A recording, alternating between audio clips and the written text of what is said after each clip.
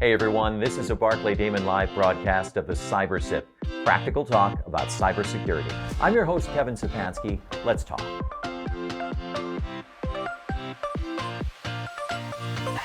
Welcome back, everyone. We're so glad to be back with you in another episode of CyberSip. This is actually the last episode of season 2 of CyberSip. So the next time you see us, so we're going to be in a new studio in January. It's got a really cool look. We've checked it out. The paint is dry. The microphone is screwed into the table. So we'll show you more of that over the next couple of months. But I'm really excited to be here today with this episode, which is Don't Fear Compliance, How Healthcare Startups Can Go from 0 to 1. And this is our first episode, 2 seasons, our first episode with 2 guests. So we'll see how this works. Oh, really? But the 3 of us have done this before. This is kind of a redo of a live stream that we did for IBM on Z-Day back on October 18th. So joining us is the incomparable Bridget Steele, my favorite colleague here at Barclay Damon. She is counsel in the healthcare and human services and the data security and technology practice. Ryan Young, founder and CEO of Opollo Technologies, which is a fintech healthcare AI company. Ryan is a medical doctor and has his MBA, but in addition to medicine and business, check this out, he also has a background in quantitative finance, distributed systems, artificial intelligence, and medical natural language processing. Ryan received his medical degree from the Jacobs School of Medicine and his MBA from the University at Buffalo School of Management. Bridget, Ryan, welcome to CyberSip. Thanks for having us, Kevin.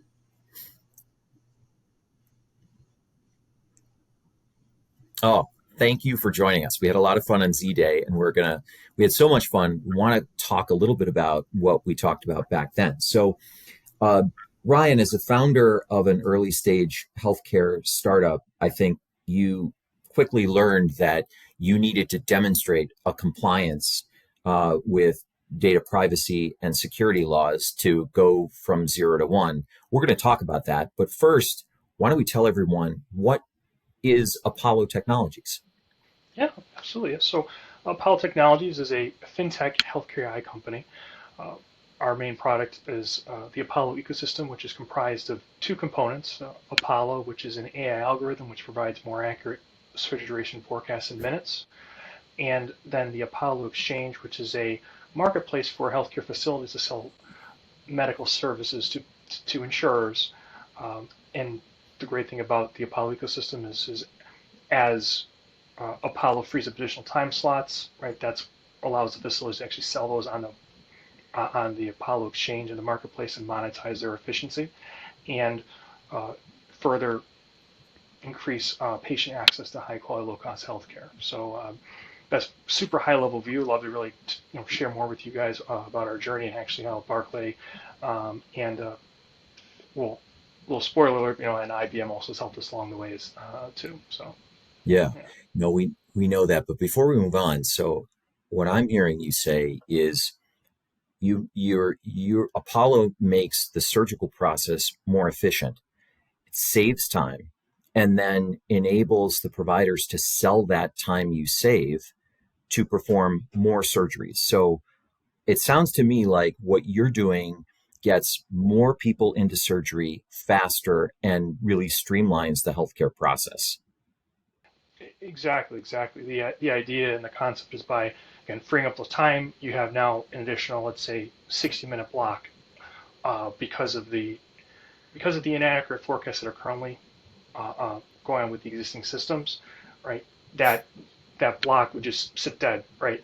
There's no activity, and because of that, that means that an initial patient couldn't receive care, and also a lot of hospitals, about 70% of hospital revenue is actually from the surgical operating room suite, so it's incredibly important revenue driver. Or for an ambulatory surgery center, it's 100% or near 100%. So making sure that they can more effectively plan, so that way and utilize a very valuable resource and maximize it out. But also, again, we don't by providing its forecast in minutes, right? It's not like we're telling someone who's been a nurse for like 20 years, okay, you need to make sure you take your break at 12 p.m. instead of at 2 p.m., right? And so we are able to reduce the workflow changes that are required Yeah. because of just the swapping out the number. No, it's terrific business, and I wanted to underscore that. But still, I mean, the title of our episode is "Don't Fear Compliance," and so you're a startup working for an industry, healthcare, that is laser focused on compliance. And talking about getting from 0 to 1, you're not going to get in the door. You're not going to go from 0 to that first client unless you demonstrate it. So what were we know startups face a lot of those challenges early on. Ryan, what were some of the challenges that you faced in your initial foray into the healthcare industry? Yeah. So again, it's startups, and I can speak for any startup. You have a really innovative solution, but you're operating in an industry that's has more risk averse customers. Again, healthcare healthcare data it's we've got federal laws protecting it, right? With HIPAA, and so that makes those prospective customers a little bit more again, they're risk averse because they're like, well, we like your idea, but we try it out, even if it works great. Like a couple weeks later, we see that there was a breach. Well, all of a sudden now we are inviting in a lot of because there's federal laws, like federal investigations, and then we're damaging our our our name brand. And so for a startup, right, a lot of those risk averse customers more prefer to work with the more larger established brands. And so really to really try and break through, you really got to show that you understand both the legal compliance side as well as the IT security side, and be able to show them, yes, we have a great innovative product, but here's how we protect your data. And we understand the compliance, and that's a really important thing, because although operations would really want to use your product, again, legal as well as IT security, they each have their own ultimate veto on anything on your product. So you got Yeah. to really satisfy both of them. So in thinking about that and confronting that challenge, what did you decide to do? How did you bridge the gap to ensure that you had those security controls in place? Yeah, it really on the legal compliance side, really it comes down to how Barclay Damon really helped us. And Bridget, I'm quite sure can talk a little bit more background on what she was doing, but really working with her with consultations on, okay, here's your HIPAA manual, and it's like 100 pages long, and we really use that as our sword and our shield. But working with her week in, week out, going through the the actual policies that are listed in there, making sure our tech stack works along with that.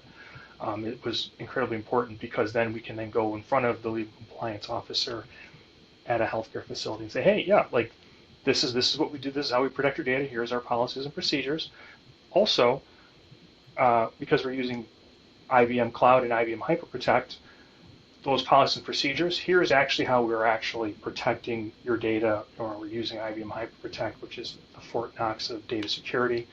And Right. so when Apollo is reading and interpreting clinical notes using that medical natural language processing, right, we're doing that in IBM HyperProtect, and it's a secure enclave that even IBM can't even access.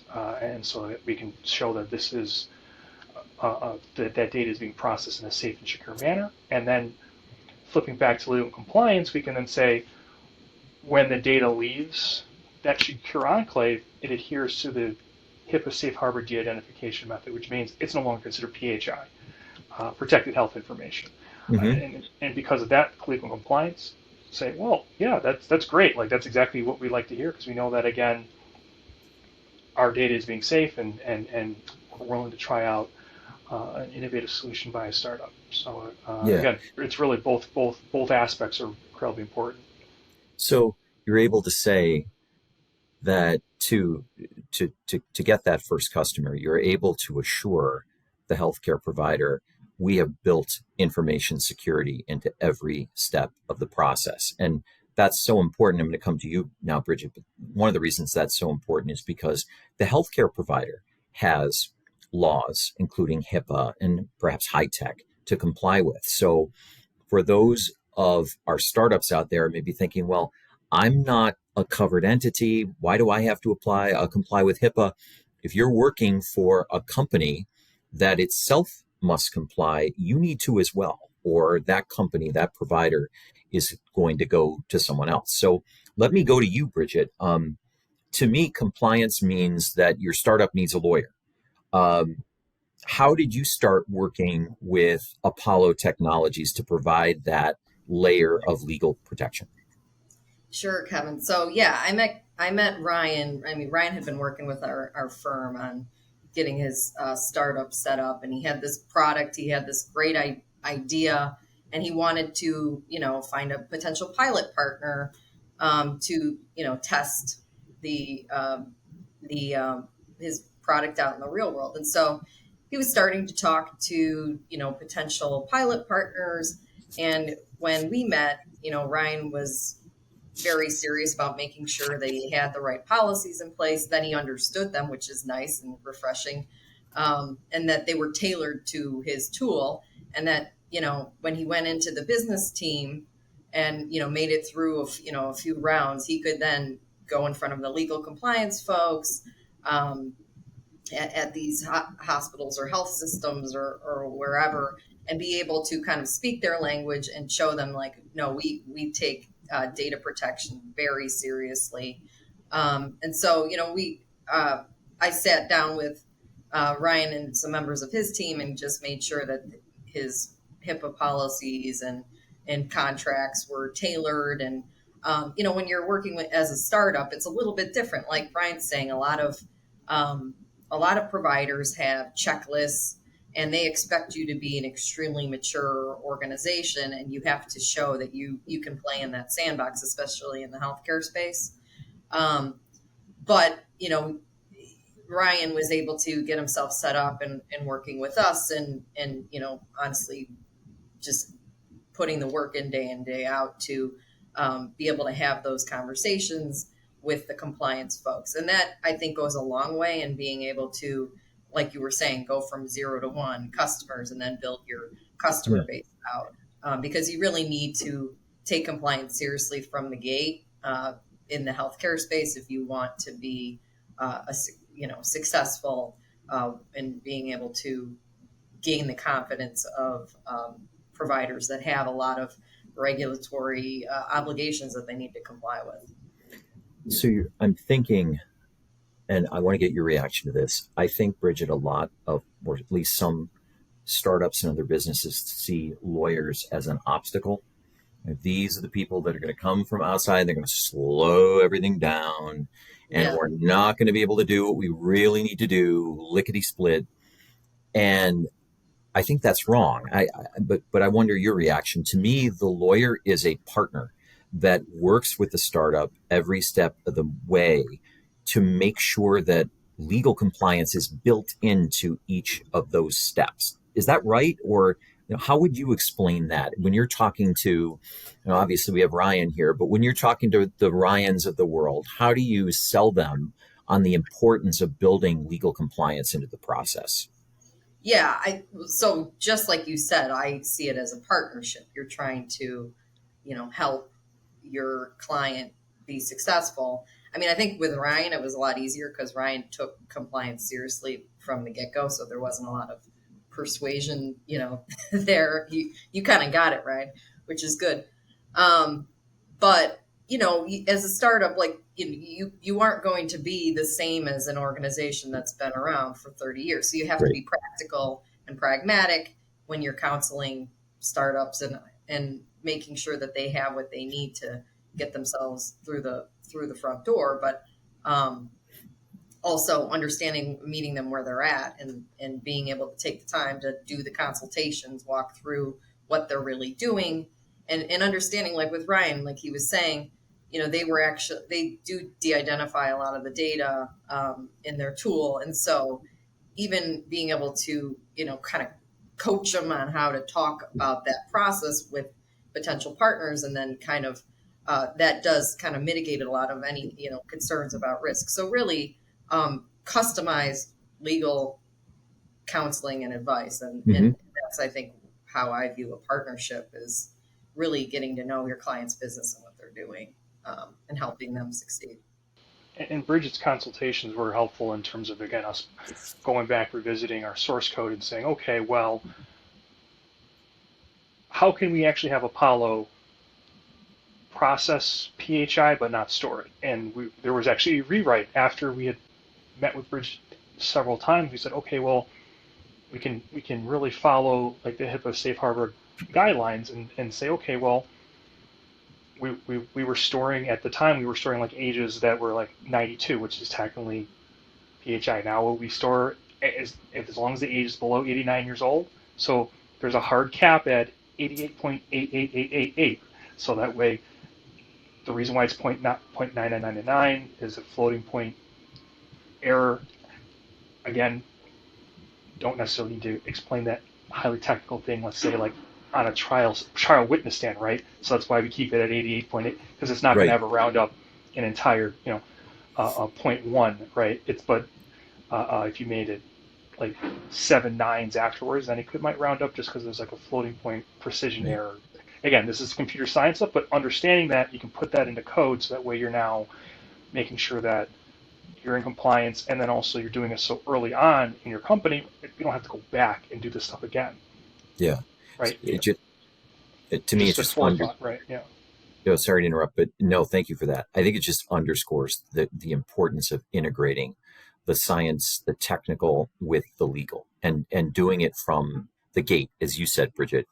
Okay, so let's turn to what you actually did, how you implemented the security controls to achieve legal compliance. And this is not a spoiler alert, but an alert.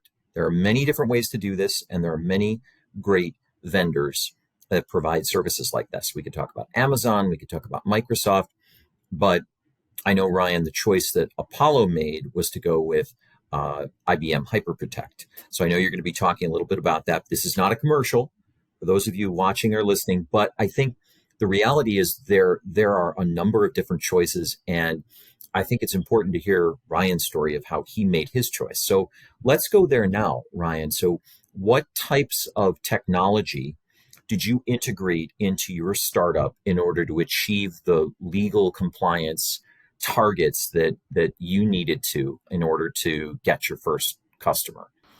Yeah. So Apollo Technologies was accepted into the IBM HyperProtect Accelerator. One of our advisors, James Gillespie, had suggested that we apply, and we got accepted in, which was great. And Adam Ring and his team have been fantastic. Adam is the global head of the accelerator. Really getting to understand the IBM's technologies.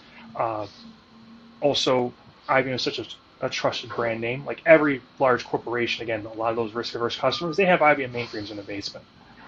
And so just that alone, and then on top of, okay, we're using a lot of IBM's technology to actually secure the data as well. So for example, we use that secure enclave. It's called the IBM HyperProtect Virtual Private Cloud, and again, it's a place that runs on an IBM Z machine where it's a secure enclave that even IBM doesn't have access to. So we can process all of the PHI there. So when Apollo receives the clinical note and it's got to run the medical national image processing on that note, by doing it in the actual IBM HyperProtect Virtual Private Cloud, we're able to actually make sure that the data remains secure during processing. And then at that point, we've de-identified it, and then when it leaves, it's now de-identified. It's no longer considered PHI. We also use IBM HyperProtect Crypto Services. Again, that's now, even though the data's been de-identified at this point, right, we still want to protect it, right? So we want to use those keys to actually, those encryption keys to actually then continue to secure that data when it actually is, after it's left the virtual private cloud, and we actually are going to store that non-PHI. We still want to encrypt it, and so we do that afterwards. And so those are the two main ones. There's another feature IBM's getting ready to roll out in the next, hopefully sometime Q1 2024. Again, Apollo Technologies, we're excited to be part of their beta test. So that's all I can say for right now, but we're looking forward to testing it out Yeah. next year. No, that's super. I want to come back to you in a second, Orion, but Bridget, you're hearing this, and the question I have for you is, what's your process? What's the analytical process when you hear that Apollo or another client is employing some technological platform in order to achieve certain security controls? How do you evaluate that to determine whether those controls comport with the client's legal obligations? Yeah, I mean, a lot of providers in the healthcare space are looking for, at a minimum, like a SOC 2 or iTrust certification or some level of security certification that's, a standard that has security controls tested against it. So working with vendors that are, as well established, and have these kinds of certifications in place, you can just automatically get a lot of confidence in doing that. And so, not every vendor has that, but then, making sure there's contractual obligations in place that make sure they're meeting certain controls. And yeah, the end goal is just to make sure that you're protecting data that you either are housing or processing, in compliance with law and honestly beyond the minimum obligations, because, in today's world, the security is huge, and especially if you're a service provider or vendor looking to maintain your client base, or Yeah. grow. So, can we talk a little bit about vetting vendors? So, Ryan, you made a strategic choice to implement the IBM HyperProtect program. There are other vendors, large and small. Um, Without turning this into a commercial, which we don't want to do, but talk about how you made that choice. I mean, you obviously know there are many alternatives out there: local, regional, national, international. Why choose? Why did you decide to make the choice you did? I think it would be helpful to our audience to understand why you went, I'm going to say why you went big as opposed to just using the local IT or information security firm that many of us use every day and find very effective. Yeah, yeah. So we were originally, prior to getting the accelerator, we were in AWS, and then we migrated over to IBM Cloud. Uh, what made it relatively easier switch for us was, again, a lot of the really, and this is our chief technology officer, Pete Turner, as he was reviewing IBM's tech stack, he noticed there was a lot of similarities. So, for example, S3, think of it as like the distributed system version of like a hard drive, right? So basically, many servers like sharing basically own a hard drive. So so Pete started to, as he was digging through it, he's like, oh, okay, you know what? I'm seeing S3 in IBM Cloud, so it makes it a little bit easier for us to actually migrate over because they're using a lot of the open source technologies uh, um, that are that you would may expect from other cloud providers. Also, again, the addition of IBM HyperProtect in terms of actually being able to say this is how we're actually securing your data, risk averse customer, as well as again just having access because the accelerator program is fantastic. Pretty much, I can Mm-hmm. send one Slack message to Adam, and in the 24 to 48 hours, we've got an actual IBM engineer that had written some of that source code that we're asking questions about, right? So Right. being able to have access to that, it just made it a no-brainer just from the level of support from the accelerator. The great tech stack that they have. IBM is a very well trusted name. They do have for a lot of their services high trust certification, and we of course have, again, after talking with Bridget, we've saved a lot of that stuff too, so that way we're able to review it and see what hits it, and which also is great for us too because when we are ready, because high high trust is expensive to get on your own, so as an early stage startup, right, uh, getting everything in place now so that way when you get to actually going through the high trust certification process, you've already got all your ducks in a row too, from just again having those Yeah. conversations about exactly how you're securing the data, how are you, because we talked a lot about with Bridget about, well, okay, well, how are we monitoring this? Like, are you having a place where you can actually store these logs and provide evidence to back up that control? So by having a lot of stuff already in place, it'll also help us down the road too. So Right. So no, that's that, and that makes perfect sense. And I want to turn back to you, Bridget. We got a little time left. You're hearing this, and IBM is a trusted vendor. There are other trusted providers out there too, including Amazon, Microsoft. There are others. As a lawyer, and I think in this case it was special because Apollo had already selected its vendor by the time you got involved. But when you're working with startups who haven't done that, how do you talk to the startups about vetting their vendors to make sure they have the right company in place to provide that information security and the controls they need to achieve that legal compliance? Yeah, I mean, like I said earlier, you look at whether they have any certifications. You look at their, maybe Kevin, their cyber insurance policies and practices. You can even do some due diligence in asking them to complete questionnaires, or if you want, if this was a serious engagement and you needed to do a assessment in advance, you could see if they were willing to undergo an independent assessment by a third party. There's a lot of different approaches, and it really depends on the nature of the project and how large of an obligation you're undertaking in using a certain vendor and what the risk is. So everything's always kind of weighing risks, benefits, current situation. I mean, right, perfect example, like high trust certification. It's not going to necessarily make sense for an initial startup to get high trust certification, even if there are some providers who would expect that or require something similar to that, just because it may not make sense if you're just getting off the ground and the amount of Hmm. money it costs not inexpensive. So you're always making those. You're giving legal advice, but you have to understand the business side and the technological side and the realities of what's going on. So there's always a lot of balancing and trying to understand your your client's specific situation and also the nature of what they're doing and what the risk is. Yeah.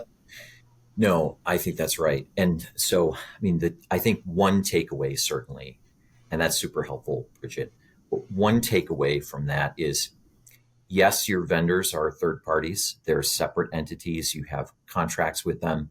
But for purposes of compliance, think of your vendors as your right arm and your left arm, because Yeah, ultimately you are, even if you're delivering services through your vendors, for purposes of legal compliance, your vendors are you and you are your vendors. You're ultimately yeah, responsible for that. Um, yeah. And Kevin, I'll just say one more thing on that point. yeah. I do a lot of work on the healthcare provider side as well as working with clients like Ryan. And yeah, vendor management is huge right now. And there have been a lot of, attorney general and other cases where providers have been dinged for basically missteps of their vendor and Hmm. not knowing what kind of data they have and not really taking inventory of that. So it is super critical in a lot of compliance programs. And we have a lot of healthcare provider clients who are cracking down on their vendors and Yeah. respect. We're seeing that. All right, so we've got less than a minute left. In that final minute, I want to turn back to you, Ryan, and have this question. So you've achieved this measure of compliance. You've gotten from 0 to 1. When you're trying to go from 1 to 2 or 1 to 10, what story do you tell to your potential customers about your legal compliance, and how does that strengthen the case that you can make to potential customers?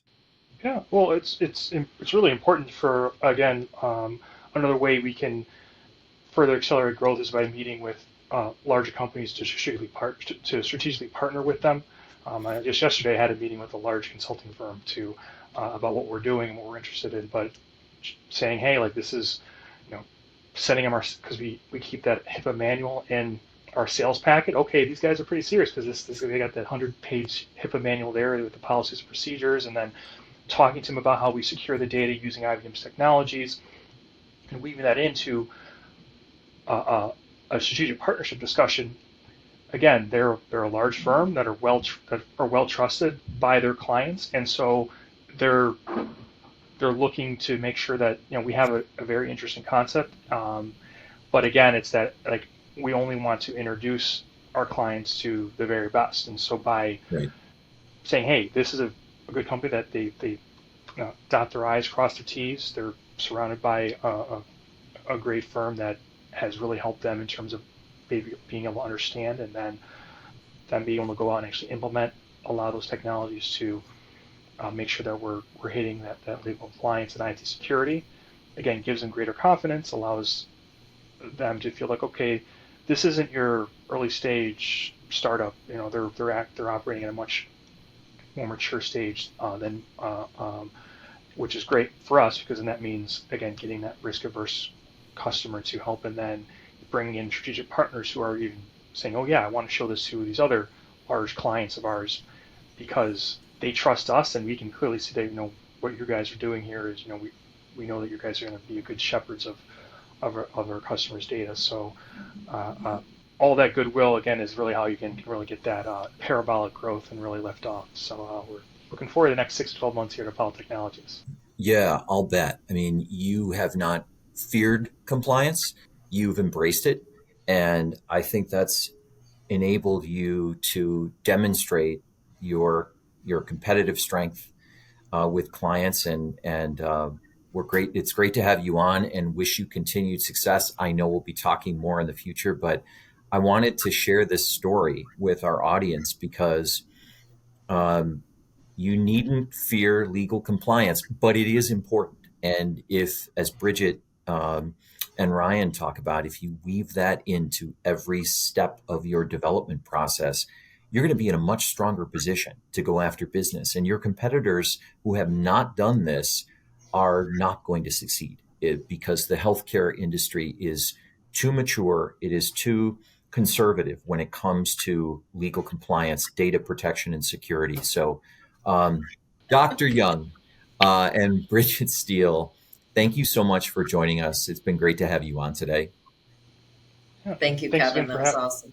Yeah, thank you for having us. I appreciate you guys letting me on our platform, onto your platform. So appreciate it. Oh, no, we love to have you on. What a great story it is. And I will just say, we've enjoyed season 2 of CyberSip. Ryan joining us for the first time. Bridget, her second appearance on the podcast. We've got to give you some certificate or something for that. Oh, I wow. don't think we have one, but we're going to make one up just so you have it. And I hope you should come back in season 3, and we should talk about a compliance checklist for startups. I think that would be super helpful. Yeah. All right. Well, thanks to you, Ryan Young, and you, Bridget Steele. And thanks to all of you for joining us. We've had a wonderful second season. I want to thank Maureen Fike, Irene Meyer, and especially Kyla Handley for her invaluable production help. None of this would be possible without those wonderful people. And we're looking forward to working with them in the coming season. So thanks very much. And we'll see you in season 3 of CyberSip. The CyberSip podcast is available on barclaydamon.com, YouTube, LinkedIn, Apple Podcasts, Spotify, and Google Podcasts. Like, follow, share, and continue to listen.